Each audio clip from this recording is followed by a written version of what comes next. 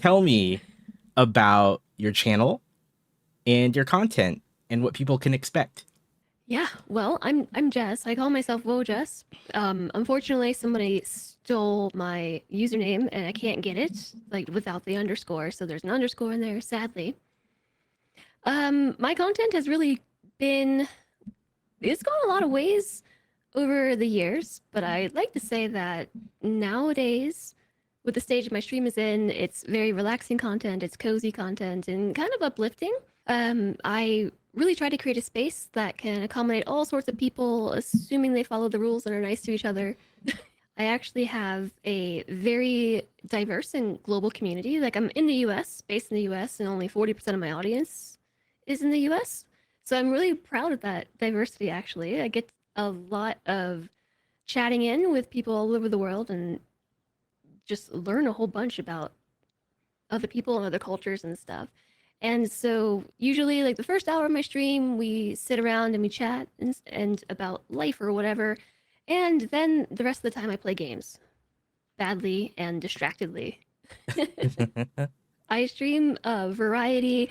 Although I say that, I get very hyper focused sometimes. Like I stream variety, but I played a month straight of Darkest Dungeon. So this week I'm gonna play something different. I promise. I play a lot of strategy, simulation, management, and indie variety gaming, and it's just all over the place. Thank you for the intro. And I met you through Kiri, actually, 2D Kiri, Mm-hmm. who I have known That for sounds right. a very long time, and you play a lot of the games, the same types of games that I enjoy as well. So that's how I found you. I really love the like the cozy, like the like chilled out. We're just here to enjoy this game and have fun and relax. I really do love that about your channel and your community, which is very welcoming as well. I never really learned how you got into Twitch, so I think that's a good place to start. What is your history? What's the origin story of Jess getting on Twitch? This is actually very funny. One of the recent podcast episodes that my stream team has put out is like all of our origin stories. We have like a two-parter, and so I've talked about it recently. It just kind of happened. Um, it was I think like the dark ages of 2017, 2016, 2017. And I had no idea that Twitch was a thing. I had no idea. Well, I mean, I knew about YouTube, but I didn't know that people play games and put it on YouTube. And well, I don't know how. In 2017, I didn't know this. Anyways, my husband went to high school with somebody who was actually making Twitch content and YouTube content and was like pretty big, and was like, "Whoa, check this out! Look at look at what this person that I knew from high school is doing." And I was like, "What is that?" They're on this website called Twitch. They're live streaming. That's so cool. Yeah. So I made an account and just started streaming. Like I had no familiarity with the platform at all. I didn't like know anyone on Twitch. I didn't know any of Twitch's own lore and like what emotes meant or anything. I just started streaming completely randomly. And it was mostly a hobby. It definitely was a hobby for a few years. And at some point, it just became a full time thing. And That's so amazing. I've kind of evolved. I've had multiple forms Yeah. throughout my Twitch life. What were those early days like when you were first getting into it and learning kind of what Twitch was even all about? I streamed to like one or two people. Mm. I had my one or two regulars, and my very very first regular was a longtime Twitch user, and so he would come in and like teach me about all the emotes and stuff. And I was at the time playing PUBG, which was absolutely a packed category. So I was like 60 rows down, like Yeah. one viewer streamer, and just like, what is this streaming thing all about? And so like over time, I just started learning about stuff. And like this person also streamed themselves and was like, you might want to like get a chat bot and like put some rules up and moderate some things. And so there was just me having no idea like what I wanted to stream or how to stream. Like audio quality was terrible. The good old days. Yeah. At That some point, I started branching out into other games. I found a game that I really liked and jived with, and I streamed that like I say full time. Like that's the only game I streamed for months, and I ended up. That was actually my first time going from being like a single digit streamer to getting up into the 30s and 40s and sometimes the 50s, and was just like, whoa, this is so cool. Yeah. you can you can like do this thing and make money doing it, and at the time I was sort of at this place in my job where I kind of hit like a crossroads where there was no more job growth potential, or I had to go and like get more degrees and things, or like just really dedicate a lot of life resources to Hmm. continuing my education. And I kind of like hit that wall and was like, I don't think I want to do this anymore, but I don't have a backup plan. And so I just like started streaming at the time, and it only worked because I like lived with my then boyfriend, now husband, and we split the bills and stuff, and still do. Um, but I've just always been really interested in the idea of being able to create content full time for a living. Just like since that first time I saw it, was just like, oh my gosh, this is so cool. Mm. I imagine when you got to that point with the job, you decided you were at a crossroads. You were trying to figure out what you needed to do. What what was the thought process, and how did you ultimately decide to go towards streaming? So my thought process there was like I had already gone to university and I got a degree in biology, and so I had done plenty of internships, like starting with the unpaid internships to the internships that pay you like $2 an hour, to eventually getting to a point where I was being paid like the maximum that a not intern gets paid, but like also not employed, Mm. like contractor sort of. Like that's what I was classified as, was a contractor. And so there was just no more ability to like improve my or to grow. There was no job opportunity beyond what I was doing unless I wanted to change labs, unless I wanted to go and get a master's degree or a PhD. And like that's a big time sink, a really big commitment. And so I spent maybe like 2 years. I want to say it was maybe like 2 years streaming at night, working during the day, and just like really being stuck with Mm. like I don't want to go to grad school, but I do, but I don't. Like I applied, I interviewed and stuff, and did all the things like the testing to go to grad school. And then at some point, it was just like, no, I'm not doing it. I don't have the passion for it. And you know what I do have the passion for is streaming. And so just like it was my quarter life crisis. That And must I very responsibly and impulsively made this decision. yeah.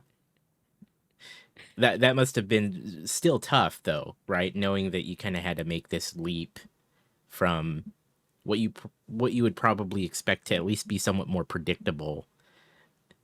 Maybe even, I don't know if secure is the word, but like from something you're far more familiar with, and then jumping to something that, yes, you've been doing it for a while, but it's like what what can happen, right?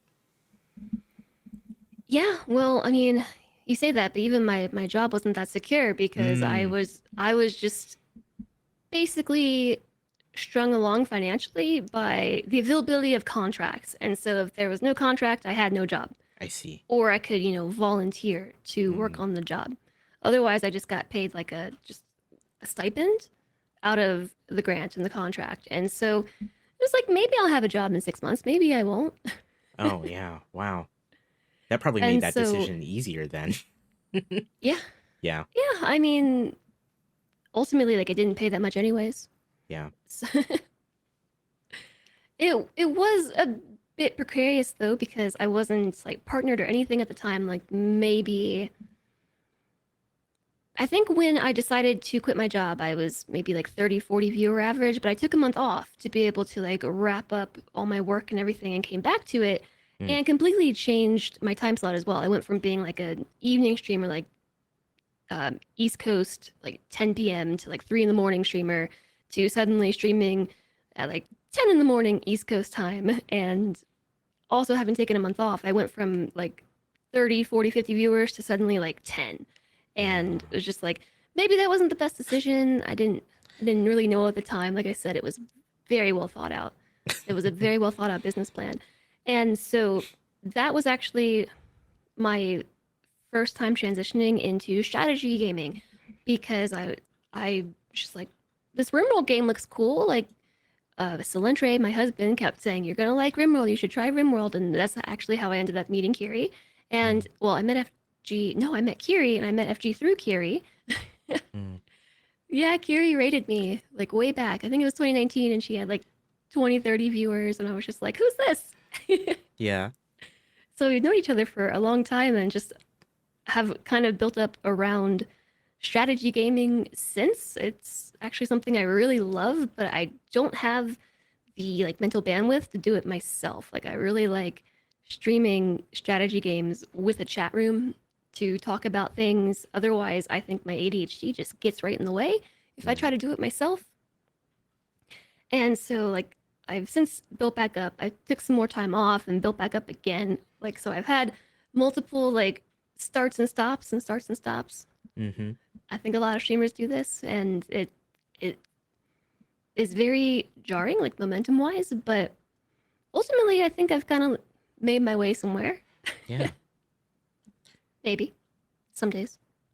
I would say so. I definitely when I discovered you, I think you were well into your strategy, turn-based gaming. So that It's been at a the while. yeah, at the time, because I think one of the first things I found you playing was RimWorld, and so which is one of my favorite games of all time, and so which is like you said, Kiri, you met her through that game, and I think I think that's probably how I met Kiri too, as well as FG. So um, all this same interest there. Yeah, actually, and that was where I first met Sui, if you know Sui. She's Mm-hmm. also on Halcyon Frequency because like she invited well, it was sort of. She invited me to join the very first season of the Hot Potato, the RimWorld Hot Potato, and it Mm-hmm. was just like a four streamer thing. It was very small, and like many seasons happened, and like through those seasons is how I met, like Blind, and I think that's actually how I met FG was through the RimWorld Hot Potato, and Mm. like all the people that I interact with like very closely now, or like through the RimWorld Hot Potato, Yeah. and like now the stream team runs that as the charity event yearly, and it's just this big thing. It's kind of crazy. Yeah. I'm very familiar with the hot potato, but for those that don't know, I think you could probably explain it more succinctly than I could. What exactly is it, and how does it work? So the RimWorld Hot Potato initially was this idea that Sui had, where we would play RimWorld, which is a colony builder, basically single player, but we would take turns playing, save it, and somebody else would take turns playing it, and we would do this for like a few weeks. And it was the Yeah. Hot Potato. It was a season long. We'd each play for 5, 6 times, and then that would be it.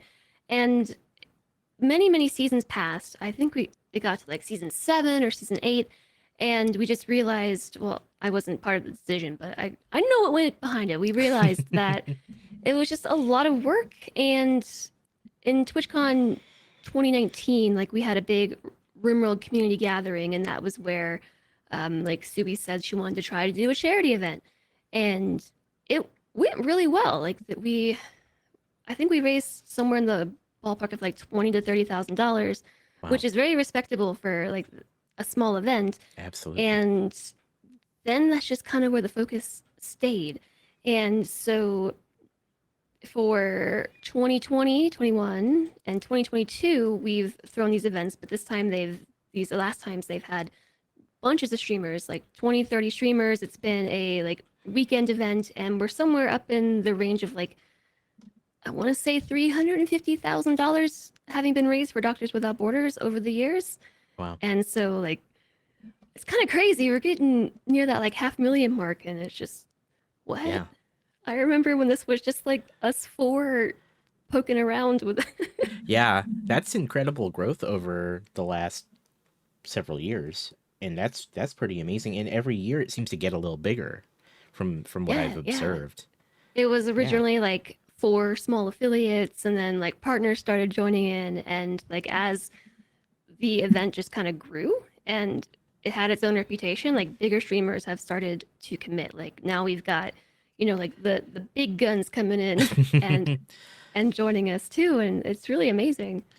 Yeah. I don't remember what this had to do with anything, but No, we were talking about kind of how uh kind of the growth of, well, how I discovered you through some right, of our mutual right. friends, and then how because you all do the hot potato event together, and so that's, we were drawing that connection of, not only do we have all the same mutual friends, but all those mutual friends plus you do the hot potato event. So, which I think is incredible, and I really I admire the work that goes into that. Oh, I know. I Yeah, definitely could not keep that organized. That's yeah, like all Sui. yeah. No, And the stream team, like it used to be Sui's thing, but when she joined the team, like it became like all of Halcyon Frequency works mhm. on it together, and like having 8 people to split the work with is very nice because it's a huge thing. Yeah, it's a huge. How long does it? How long was the last event? There was a blurb like X amount of streamers, 120 something hours of content, but it was just like Wow, back to back. Like we have some streamers that get 3 hour slots, some with four, some with five, and it's just like one person finishes their turn, they raid into the next person, and it's a big that thing. that's It's an incredible. exhausting weekend for all of us because we're like Yeah, awake. Is everything still working? yeah. A lot of coordination. So A lot of, much. yeah, getting so many streamers together to do this. It's a lot of moving pieces. So wonderful Yeah, work I know to the you team on that. mentioned like how 2 people getting 2 streamers together. Like Yeah, imagine like 20, 30 streamers. yeah. I Something always goes wrong. Yeah. It blows my mind. But you guys pull it off every year. So wonderful work to like the team and you and everything that you guys do on that. Thanks. Yeah. So we covered a little bit about what it was like to get started, your decision to kind of go full time. Looking back at those days, what would you do differently now that you've kind of, you're past that a couple years at this point? If I could go back, if I could go back and do anything differently, like I said, I had no idea what I was doing when I first started. I was just doing stuff. But 2017 was a really great time for discoverability Mm, because it was a few years before the pandemic. It was a few years before Twitch became like super mainstream. It wasn't incredibly niche like a lot of the big streamers that have like grown to dominate the platform. Like not all of them, but a lot of them are in that position because they started streaming when like the platform was very very small. But like 2017 was still a really really good time to grow a stream and I guess like build an audience. And so I just didn't capitalize on that at the time. I mean, like of course hindsight's 2020, yeah. but I just had no idea what I was doing. I would go back and tell myself to define my channel, define my personality, Yeah.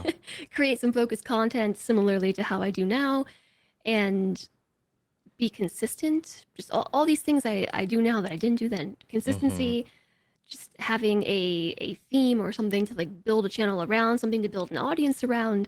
And I think that would be really the main thing. Yeah. I would have absolutely made transitioning to full time so much smoother.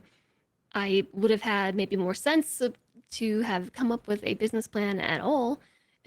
Yeah. And I mean, at the time, I didn't realize that I had like undiagnosed ADHD, and so like looking back, I kind of get a lot of these decisions like through that lens, right? But Mm. um, there was just it was just really sketchy. Like the whole process was really sketchy. I wish I could go back and like do it better, but Right. yeah, hindsight's 2020. Especially when anyone's getting started, there's kind of that knowledge that would have been nice of like kind of going into it a little more planned out or focused. And I think a lot of us, I mean, I was the same way when I started. I know what I was doing. I didn't have a plan. I just thought it'd be fun. I think a lot of, I mean, I think tends that's to how a have, lot of us get yeah, started. that's how it Yeah, no one, almost no one I've talked to has just gone and been like, I know exactly how I'm gonna do this. But yeah, I definitely share your feeling of looking back and saying, gosh, if I had more of a plan, it would have been nice. Yeah.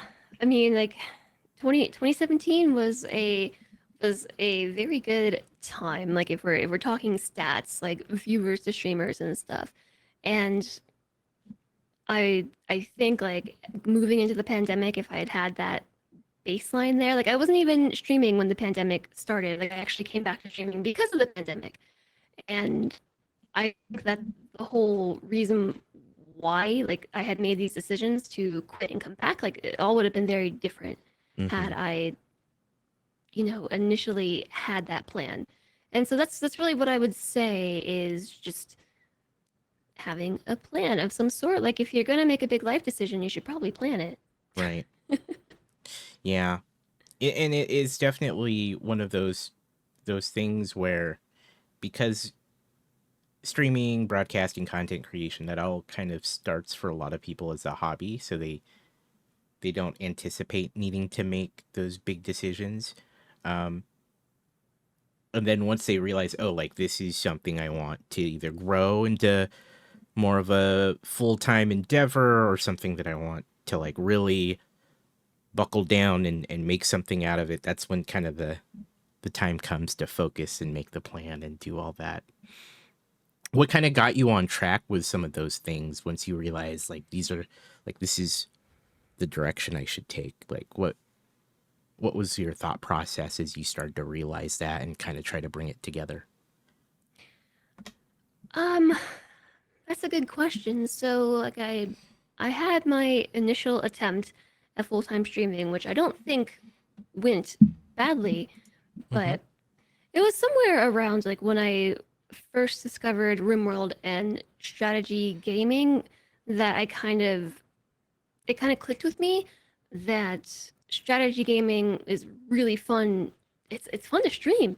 Like it's engaging for me, and if you, I guess, do it well. I mean, you can stream any different way, but done correctly, it's very engaging for an audience, and it can lead to a lot of back and forth and opportunity for like both parties to learn from each other. And so a lot of very challenging games I don't think I ever would have touched. I've tried on stream and been able to learn them past the point of those initial few hours and just being a complete novice. Yeah. And so it was around there that I kind of realized like, oh, this is like something I could see myself doing, and like I can see a whole future, like a whole future that not really, but like some future. Yeah. Not a 5-year plan, but like a couple months plan. I can kind of I can make that happen. And so I've just kind of gone with it, and over the years I've kind of had a goal to come up with my own plan, like a 5-year plan, and like just become much more aware, like through like my own personal growth, through therapy, and through just generally learning more about like business strategies Mm. and learning from other people as well, just like how to be your own boss and how to have your own business. And I still don't do it very well, but I at least like have that foundation. And so hopefully, it's something that I can keep going with over time. Yeah. I like the discovery that it took for you to get there, though, honestly, and I think that's something that is pretty, um it's always illuminating, right? When you're in it, you're doing it every day, and then you kind of make this almost self-discovery where, like in your case, these strategy-based games or these simulations, you're like, oh, I could really see myself doing this. At a similar almost epiphany myself when I first started. When I first started, I was kind of into the RTS games and the MOBAs, and so for me it was like StarCraft, right? Like these kind of sweaty competitive RTS games, Very and sweaty. yeah, very sweaty. And I got to that point where I was like, this is fun for me.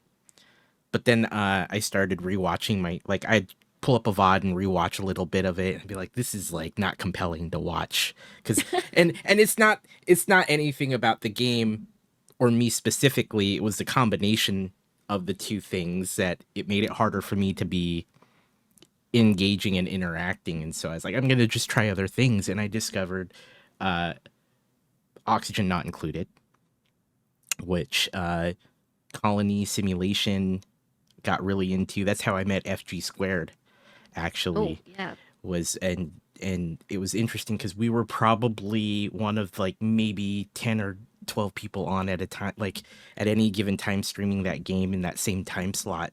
And so we would raid each other a lot, and that's how I met her. But that I had the same epiphany where it was like, I could see myself playing like these types of games on stream. It felt more natural. It felt more engaging to be able to talk through things with the chat and run silly experiments in that game and do all kinds of weird stuff in it. But like you, I went from streaming like more competitive games, and I was actually a little more variety at that time. And then I pretty much went all in on that type of game for a while, which is how I met FG and how I met Kiri and all of them. So I think that's really exciting to see that, like, you kind of discovered something and then you found, oh, this is kind of the path for me. So that's really cool to see it. Yeah, it's been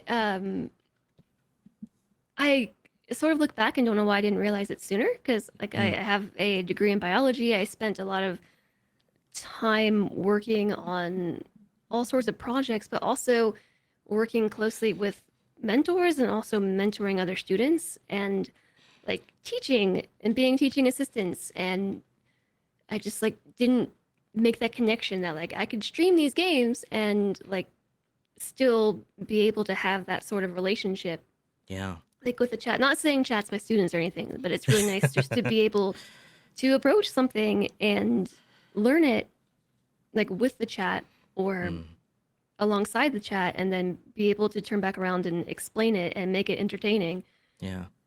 and make a game that people might be scared of fun. And Yeah. so I don't know why that didn't come to me sooner. Right. Just In kind of hindsight. happened. Yeah, in hindsight, it's a lot clearer now. Yeah, I love those types of games too, because partially to teach other people, because when you spend enough time in a game, you make a lot of things look easy, and then you can show people how to do the same. And yeah, I think that's a wonderful like way for you to have found your path doing that. I think so. Yeah. You did mention you were undiagnosed with ADHD at the time, at least early on, and then Yep. as you're going through your creator journey, so you were undiagnosed at the time. Yep. Now looking back at it, you kind of touched on this earlier, like some more things made sense looking back at it through that lens. What particular things about knowing that about yourself now is more clear that didn't make a whole lot of sense at the time? ADHD can present in a lot of different ways for different people. I have inattentive type ADHD, Mm. which basically means it's not so much the hyperactive type, it's more head in the clouds type. Mm.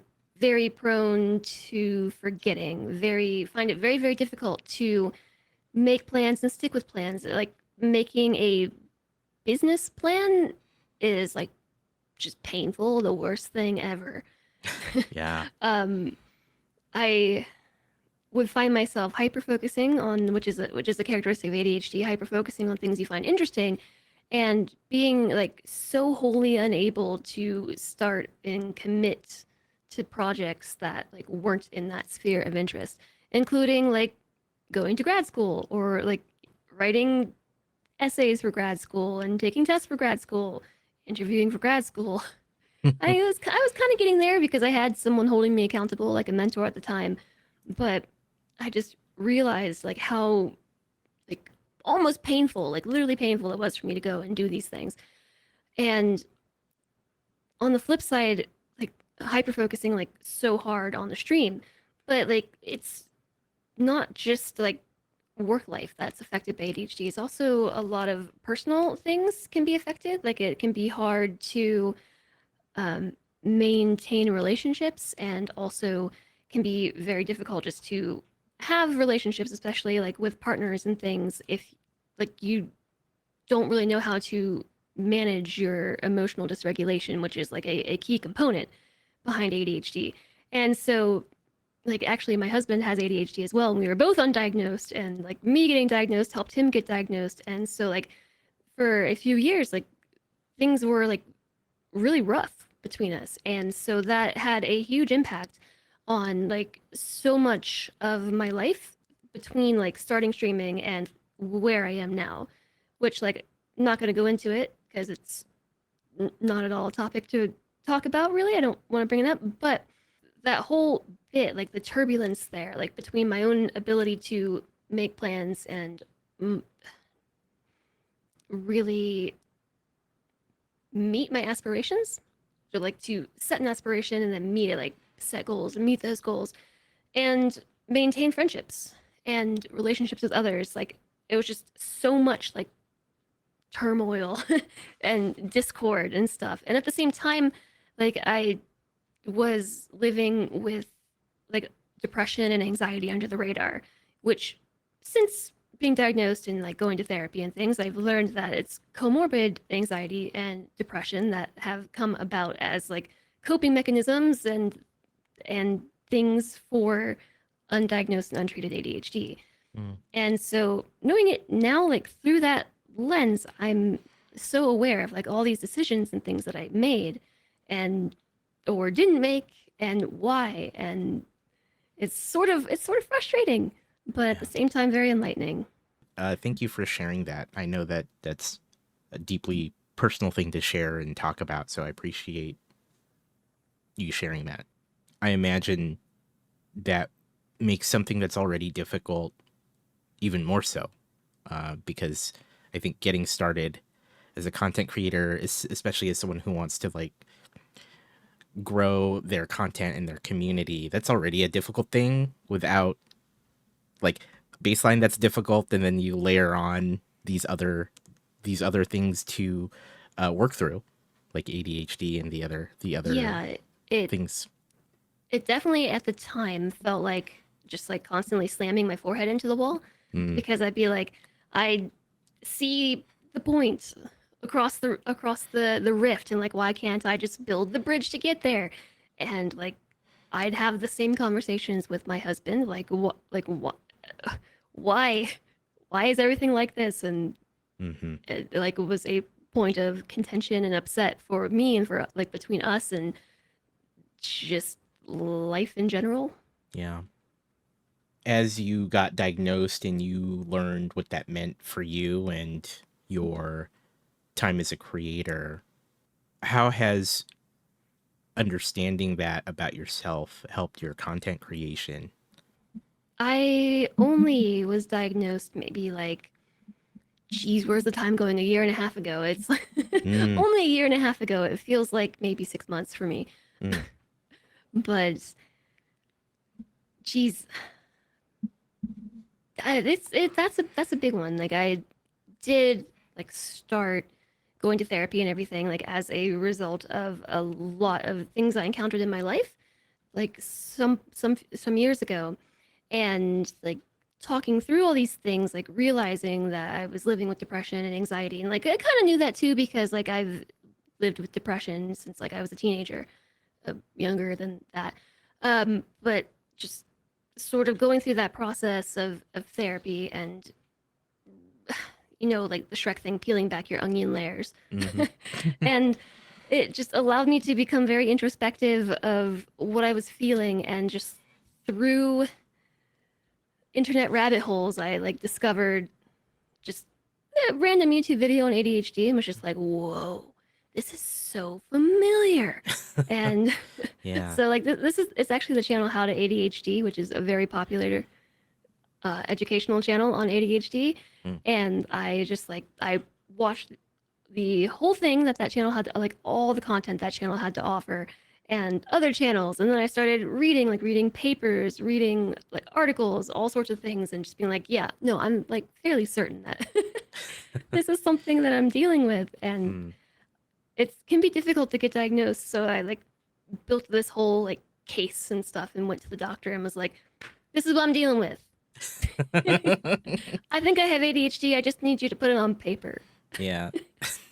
And so yeah, she agreed with me. And so since then, I've been treated for like all the things, depression, anxiety, but also like ADHD. Yeah. And ADHD medication is like can be very dangerous stuff. And so I say this with the preface of like don't self-medicate for ADHD, like see a doctor. It can be super dangerous. But being introduced to ADHD medication like Adderall in my case has been like extremely life-changing, Mm. like night and day. It was like putting on glasses for the first time. As someone who like got glasses the first time and was like, whoa, trees have leaves that you can see. That's what it felt like with medication. Right. And so it's been so much easier for me to be a content creator because I can plan things and work with myself and understand what I'm dealing with. And like I still really struggle with setting goals and meeting goals, and like I feel like I'm fairly transparent about that with my community. Yeah. I forget a lot of things. Like I've got a mod team that is very good at reminding me Yeah. about stuff and just like keeping me on point. And it's actually just kind of become like just a piece of the channel. A lot of neurodiverse folks have found their way there or discovered themselves like that they have ADHD, autism, or some other like neurodiversity themselves. And so I've kind of just been able to embrace it and be a lot more open about my mental health and also be much more focused in my planning and my outlooks and things comparatively. Yeah. There's always work, there's always improvement, but Hmm. Well, thank you for sharing that. I think that's it's great that you can take, this thing that you have discovered is a part of you and really, like you said, embraced it, but also used that time and that discovery to also be able to talk about it with, with me here, but also more importantly, your community and your mods and everyone involved with your content. So I imagine it's had a wonderful impact on a lot of people who also are going through that or are discovering that they are neurodiverse in some way. So thank you for sharing that. I really do yeah, appreciate it. no, And I think it's great. I think it's great that you're willing to talk about it and share that. it can be difficult, but a really big for me anyways, like I really believe that being able to talk about this stuff is like really important for destigmatizing mental health in general, but also helping yourself to accept these things about you and like be more honest and confident in who you are, even though it's difficult. And I imagine it's difficult. I think it's great that people who are going through that too or learning about it or have known that they are dealing with something similar can look to you and say, yeah, I see someone else like me doing this great thing and also bringing awareness to it. So that's really awesome. Thank you. Awareness is really important. Yeah. Now that you've been doing this for a couple years, like you said 2019? 2020, I think, is this most recent life form, I guess. Yeah. Let's talk about let's like talk because you did mention that you started and stopped and you kind of uh, like you just said is you've had different forms. What's it like shifting gears and repositioning yourself and your content as you discover something that might be the new direction? What's it like for you to try to navigate that? coming coming back to streaming in 2020 at the start of the pandemic because I was working as a bartender at the time, Mm. and the pandemic happened and I was just like, yeah, I'm out. So I like sat around on my hands for maybe like a month, really unsure of what to do with myself. Like I don't have a job. I do have a Twitch channel, but I haven't streamed on that in like a while. I'm really scared to hit start, and then like one day I just did it, and I had a lot of people that supported me doing it, like Mm. FG, Kiri, and largely the Halcyon Frequency team. I wasn't on the team at the time. That just like welcoming me back with open arms and just really helping me get my footing again. Mm. And so instead of streaming to a fractured audience, like actually having like a step up to be able to grow and everything. And so going through that and trying to figure out what it was I wanted to do was definitely challenging, but like I didn't really change that much from like when I quit and came back. I was still playing the same things like RimWorld. I just like picked back up where I was with RimWorld, and Mm.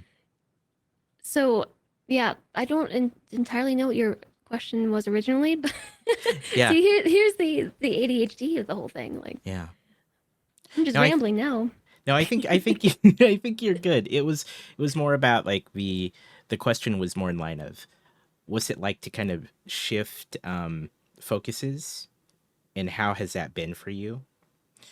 But I think you kind of covered it in that, it despite some of the changes, you still kind of figured out your way, and you were still very supported by a lot of the people that uh, here on Twitch. So um, Yeah, I mean that was what prompted me to initially join the stream team. yeah. I actually reached out and was just like, "Yeah, you guys are like really awesome. I work with you closely anyways. Like, can I join your team?" And luckily they said yes. Yeah. It's like, can we make this official or Yeah, actually a yeah. lot of people thought I was already on the team Oh for yeah. like a year. And I was like, Yeah. "No, I'm not. Yeah. We just work really closely together." Let's talk about the stream team a little bit for those that aren't familiar with your team. What are they about? So, my stream team is Halcyon Frequency. Mm-hmm. Um there's 8 of us, and most of us are full-time creators, but we are creators that are very much so into the whole like strategy and indie scene. Mm. And so everybody on the team kind of approaches us a little bit differently. It's not like a requirement to be on the team, it's just like how we've all met and things through the years. But initially, it was kind of like we're a group of full-time streamers that really want to showcase these indie gems for you and things, and that's since changed. We've like the roster's changed a little bit and stuff.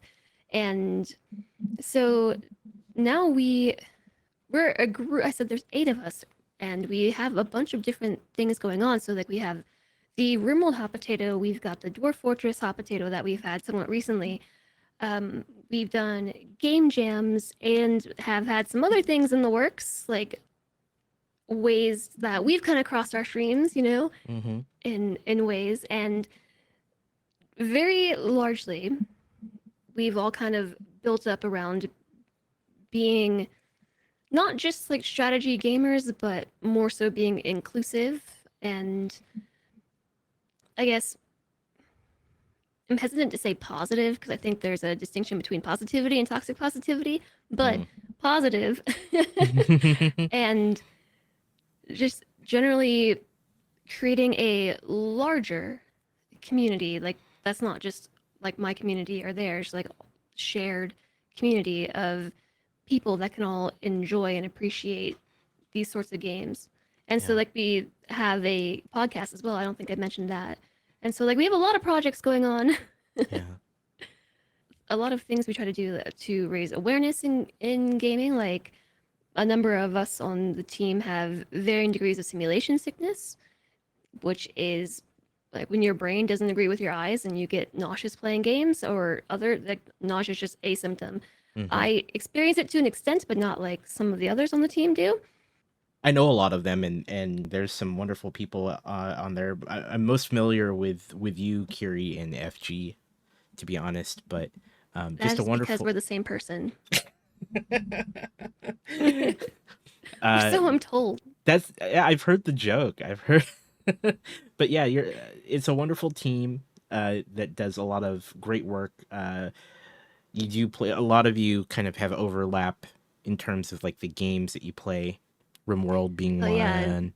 yeah, Um, totally. There's so much overlap, and but at the same time, like very different things going on, and I really love it. I definitely don't really lean into like a lot of the more classic strategy games or like roguelites and things, and so it's really nice to have like Blind IRL. He's like yeah, the go-to for like rogue anything and Dwarf Fortress and whatnot, and so it's just so awesome to have this team of all these different backgrounds and things. And generally speaking, having this shared interest in gaming and wanting to build a community around it, but then like everyone's kind of got their own little niche yeah, inside that bubble. It's really cool. yeah. No, it's wonderful. And as we talked about earlier, as a team, you organize the Hot Potato with RimWorld and now Dwarf Fortress. So just fantastic, fantastic work for the whole team. So Thanks. yeah, no, that's great. Free Heathen asks, what has been the brightest moment related to your stream community? I will say like throughout my entire time streaming and learning to be a streamer and be a content creator, just the community that has kind of built up around it just been so like wonderful. Mm, They're so welcoming and supportive of each other, supportive of me, and inclusive. And I used to have a very hard time being myself on stream or like being closer to like who I truly am. And over time, just being able to open up and like be welcomed for it.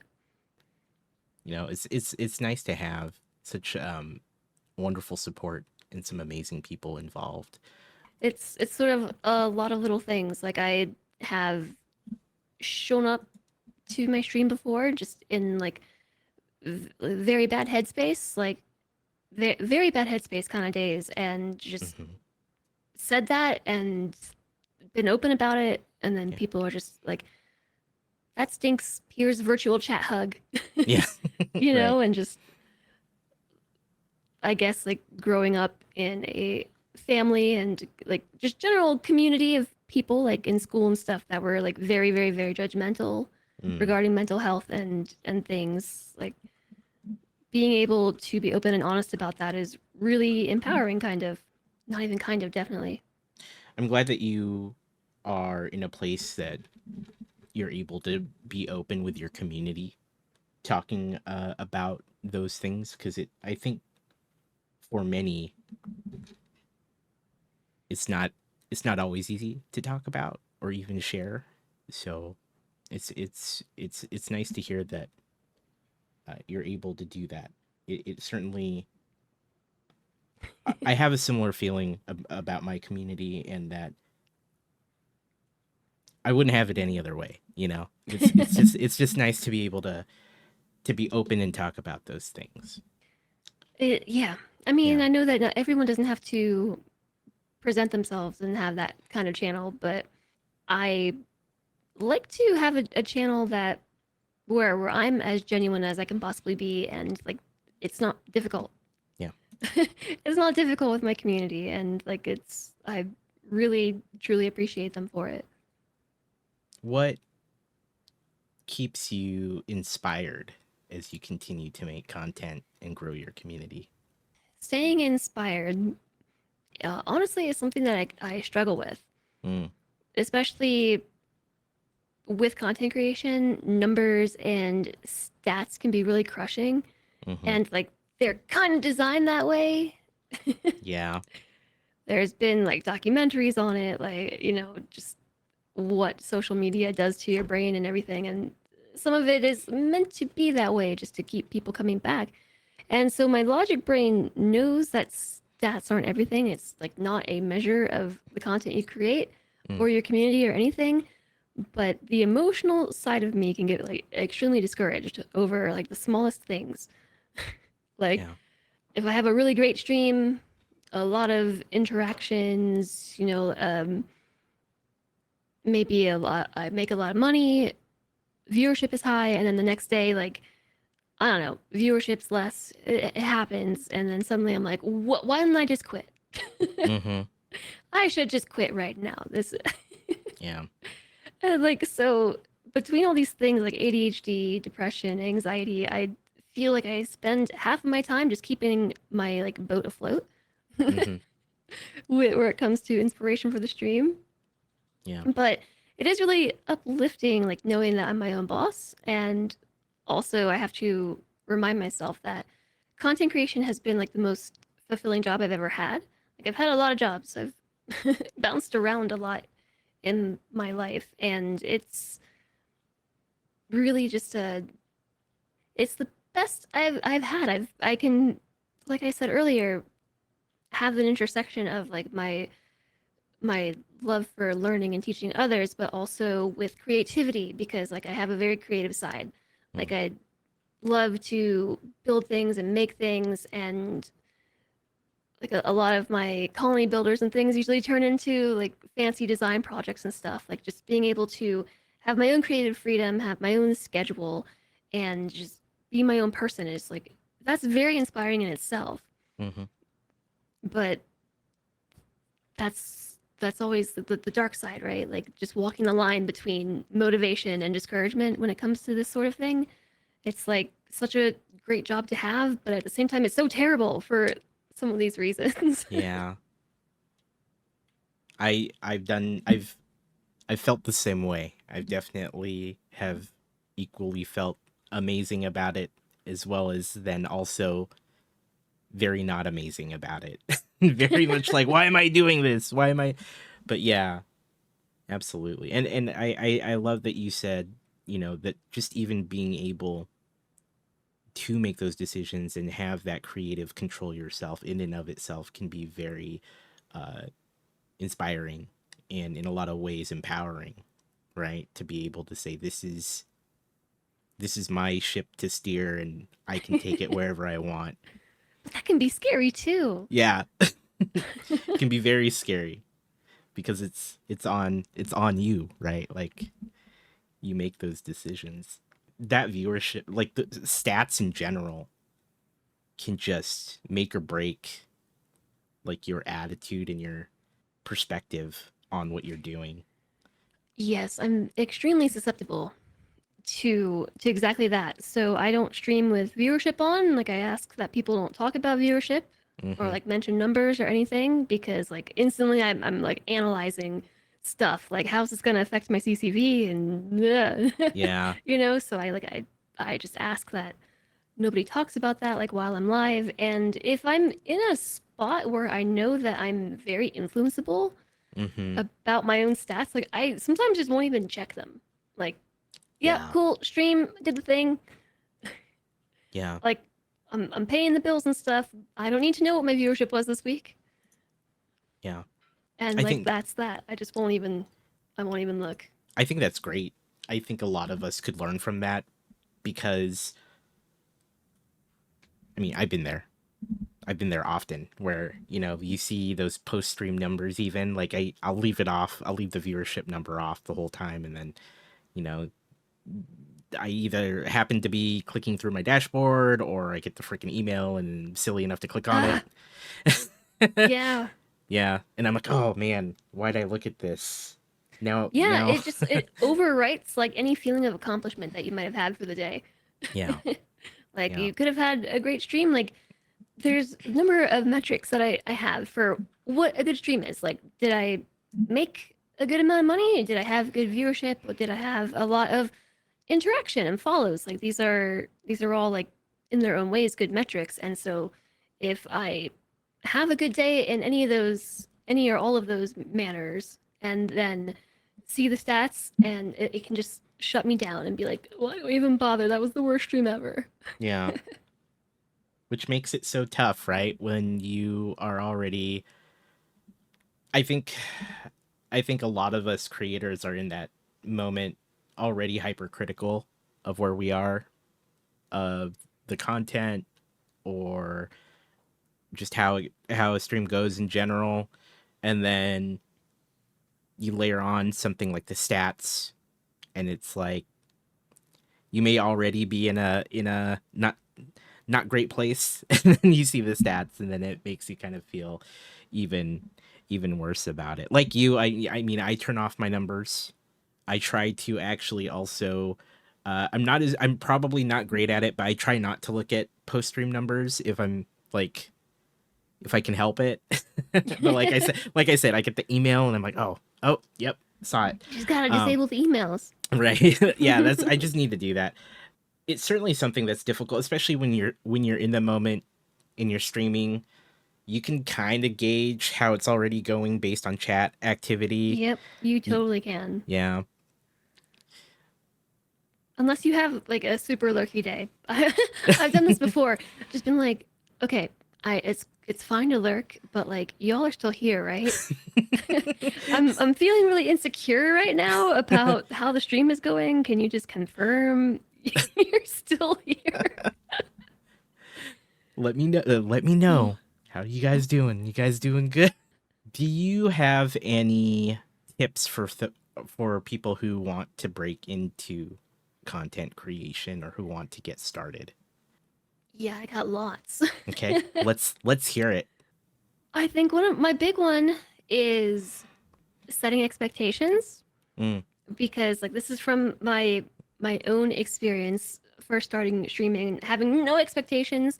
It made me very aimless and I just had no idea like what I was working towards. And so like setting goals and setting some expectations about like what you want from streaming. Like if you want to go from being a brand new Twitch account to paying the bills, like you gotta really manage those expectations and yeah, stuff. Like that's just not how it's gonna go. A lot of content creation is trial and error and just trying new stuff, even though it's really scary sometimes, and you're like, no one's gonna show up for this. Trying some new stuff and then like watching your own content. It's like cringy. It was the worst when I first started doing this, like watching back my own VODs and just like wanting to like pull my eyeballs out. Like this is so bad.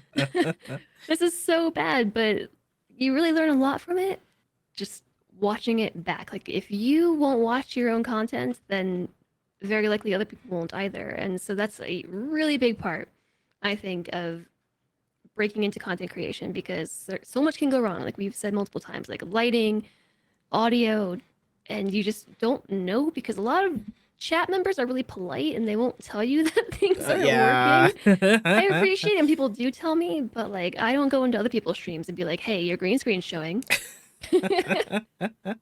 But like if you watched your VOD back, you would maybe see that. And goodness, yeah, I mean, there's so many things. It's not about like the equipment you have, and it's really learning how like what kind of personality you want to be, knowing like what you want to aim for. Like I said, expectations, and like this is what I wish I could have done better. Yeah. Like having a plan and knowing what I was aiming for in the long run, because I think that it would have changed my entire like Twitch outlook. And I, not to say that I don't like where I'm at now. I just like Yeah. sometimes think about it like, man, in like 2018, if I had just done all the things I'm doing now, then Mhm. what would this situation look like? It's the list like just really goes on. There's so many things, but I think those would maybe be my big ones. Is Excellent. you know No, those are super helpful. Expectations are huge. What was one of the biggest lessons you've learned in content creation since you started? like there's been like me, I've changed a ton since I Yeah. first started streaming, and like all of this has kind of happened while building a community and building a stream from the ground up. And I think my content has more come to reflect that. like the changes I've gone through personally and professionally. Yeah. And so I guess to kind of give all that a point, I would say learning to be myself. Like that's what works for me. Like being a genuine streamer, being who, like more so who I am. I kind of tone it down a little bit because I think that I'm really weird.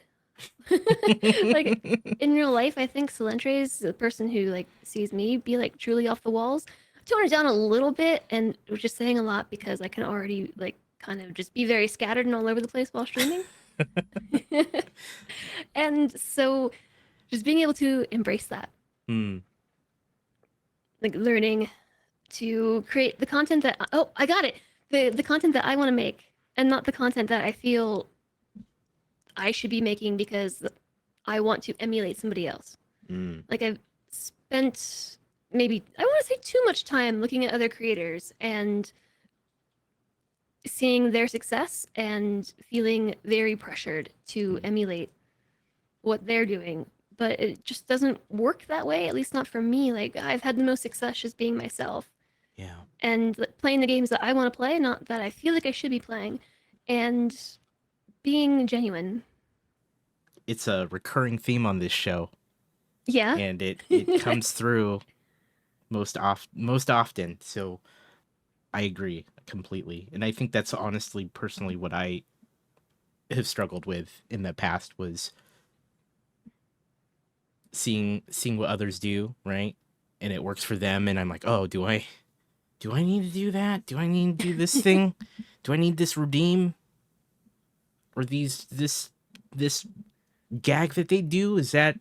Will that work for me? And then I have to talk myself out of it because what works for someone else may not work for me, and it may not be sincere or genuine to me as a Yeah. person. Okay, but the worst is like I've come up with a lot of ideas that I've like bounced around. I've noodled with them, in my head and been like, "That's stupid. I'm not doing it." And then Mm. somebody else does it, and it's like a huge hit, and I'm like, "I thought of that first. Yeah. I had that idea first, and I Yeah. could have been the one to pioneer it." Right. And it's happened so many times. Like Mm. I'm like learning to believe in my own creativity. Yeah. That's important, honestly. I think that we question ourselves a lot as creators. I think because we worry that especially if it's something that is new or really different, we begin to wonder if there's a reason why it's not already being done, or because it's not typical, is it going to land the way I think it's going to land? And then and then you begin to question and maybe even straddle the line, like maybe I should do it, maybe I shouldn't. Is this And I think more often than not, especially if you've been doing it long enough, trusting your instincts is always good, right? Yeah, learning to listen to your instincts, but also learning to be confident. Mm-hmm. Yeah. Like, I mean, I've hinted at it, I think, throughout the whole thing. Like, confidence is not something that I grew up with, like, just for reasons Mm-hmm. that we don't need to go into. But Right. Yeah. learning to be confident, like, I think faking it till you make it is like somewhat valid, actually. Like, I've been Yeah. told I'm very smiley on stream and everything, and like half of it's just a coping mechanism because I'm nervous. And I've been told I'm very giggly and people like it. Half of it's because I'm nervous. Yeah. I do that too, so I can relate. Yeah, confidence is tough. I'm willing to share this in that I definitely struggled with that as well for reasons. And so it made that the focus of my own therapy when I was in therapy for several years. Had to work on that. And confidence is tough, like, especially when you do stuff like this. When you're a content creator, you put yourself out there, you're trying to grow your channel and your content and build a community. confidence can definitely, if confidence is not in the right place, it can wreck you. Like it can make something that's already difficult, like I said earlier, even more so. And so, It's so true. yeah, it's tough. It makes it tough because you're already wondering if what you're doing is right, so to speak. Like if you're doing it the right way, or if you're doing something that's successful, and then you worry that it's not because maybe you see the things like the stats, or have a stream where it's not as engaging, and so then it becomes a question of, wow, am I just not good at this? Right? It's tough. Yeah, It's I know that. tough. I know that one. But Yeah. you know what? I would say that I wouldn't have been able to tell without you sharing, because I think it's really cool how you've gone and like made this talk show, this podcast, and like spoken with so many people. Like I think that takes a lot of confidence, Thank you. real or not. Like I, the idea of it to me is like terrifying. Just even being on a podcast is terrifying. I can't Yeah. imagine running one. Well, thank you for those kind words. I do appreciate it. Um, Yeah. and yeah, it's tough. This goes back to me earlier saying that I still get nervous before every episode. I still get a little, uh, yeah, I still get a little anxious going into it. Not for anything other than, am I doing right by the guest, right? Like, am I serving them in the way that I would hope that would make it a good experience for them? And that's what makes me nervous, right? Like, in addition to all the other things, like that's kind of like the top layer, is like, I want to make it, I don't want to waste people's time. And so that's what ends up being my concern, as well as being in front of people, having to talk and appear like I know what I'm doing, when I think half the time I don't even know I do. It's much easier when you're just like, I don't know what I'm doing. Yeah. I'm just transparent. Like, I don't know what I'm doing right now. I'm very nervous. Yeah. I'm gonna puke. Let's buckle in. Yeah. It's so funny because like the I'm gonna puke thing is something that I do, like I get before. I mean, streaming, I've grown accustomed to, and I think early days of streaming I kind of had those feelings. But when it comes to public speaking, I can do it in smaller groups, right? But then Mm-hmm. when it becomes something that's like company wide at work, or it becomes something like front page of Twitch, even though that's not physically there, but like the scale is far different, right? When you know that there's gonna potentially be a lot more people. I was on front page of Twitch for a thing that I did through work, and I was at Twitch HQ getting ready to like go on stream with some partners to play a game. And I was like in the bathroom dry heaving for like 10 minutes before I had to get on a computer and know that I was live. And so yeah, I get that. I've been I um I think my closest experience to that was one of the Hot Potato events. I mm, had a front page slot, and like, there's just always, I feel like, something that goes wrong, and so I try to like start early. Like yeah. like my time slots, in an hour, so I'm gonna start now, so we can just iron out everything that's gonna go wrong.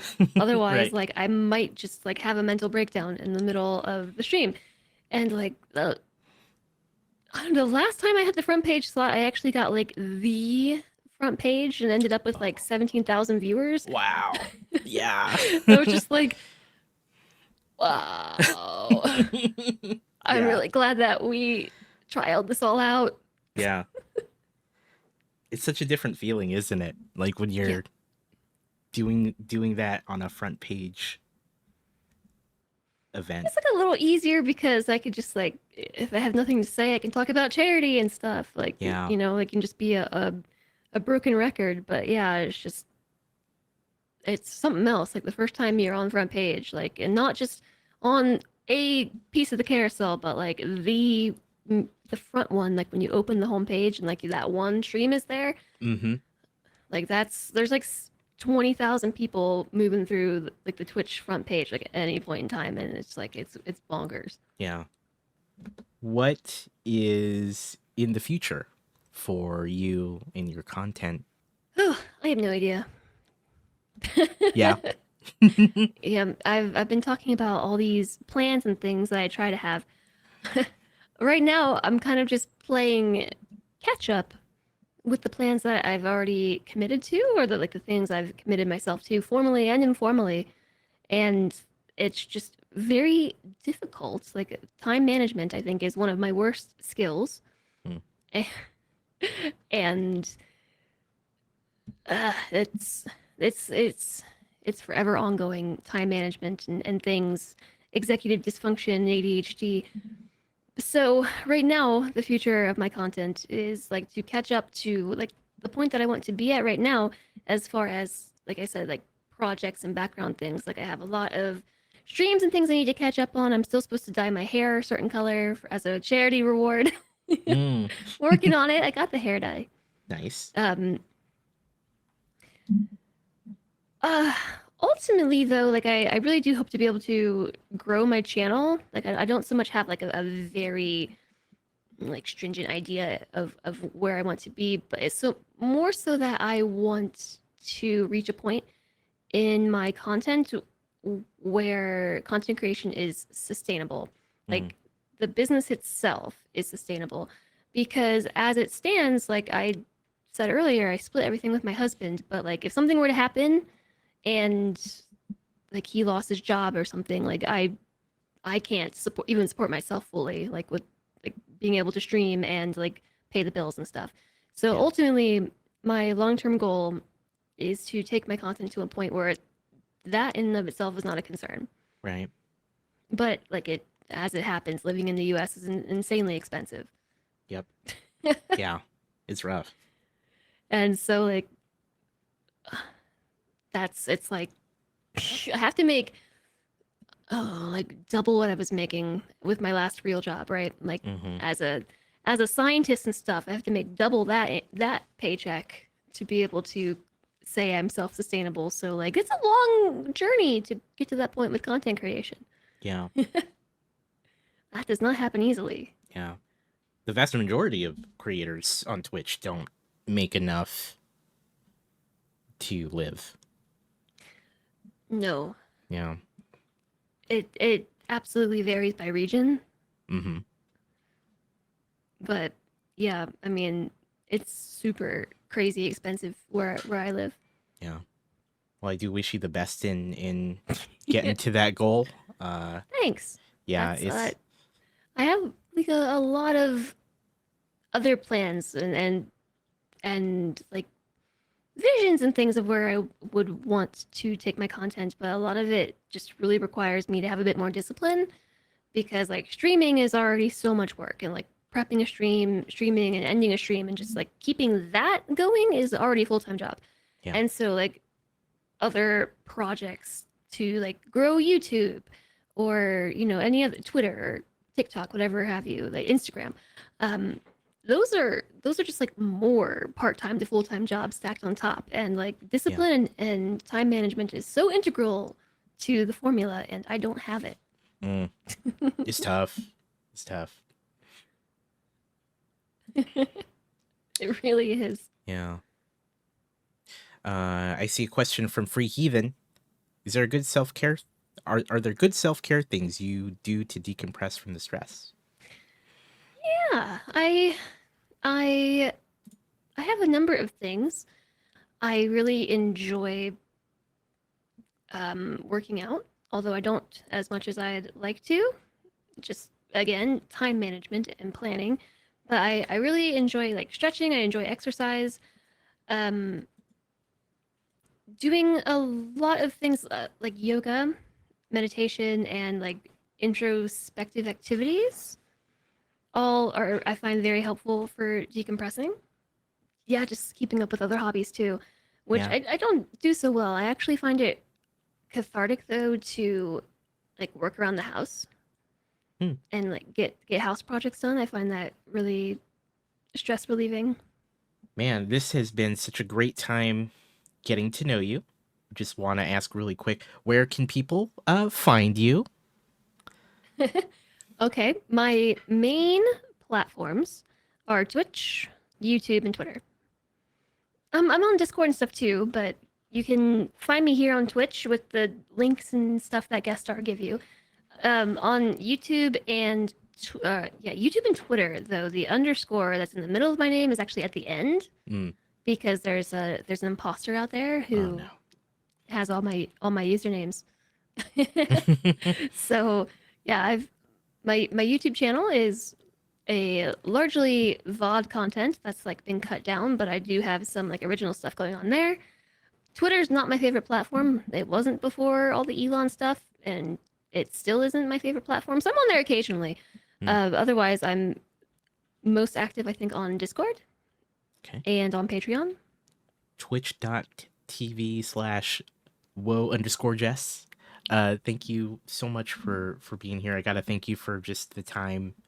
It's been wonderful getting to know you, your outlook on content creation, and just getting to hear your story. So I really do appreciate it. I appreciate you inviting me and just giving me the opportunity to talk about it. Absolutely. I'd like to leave the episode for the guest to close out. So, Oh no. yes. So, however you would like to leave the episode, whatever thoughts, final thoughts, reflection, I'm any unprepared for this. closing words you might have. I'll give you a second to do so as I thank the chat. Thank you, chat, for being here if you're here live. Or if you're listening to this as a VOD or as a podcast or over on YouTube, thank you for listening. Thank you, chat, for joining us today, and more for hosting and inviting me to be here. Now let's cross this stream to the other side. Ooh, I kicked my desk and wrap this up.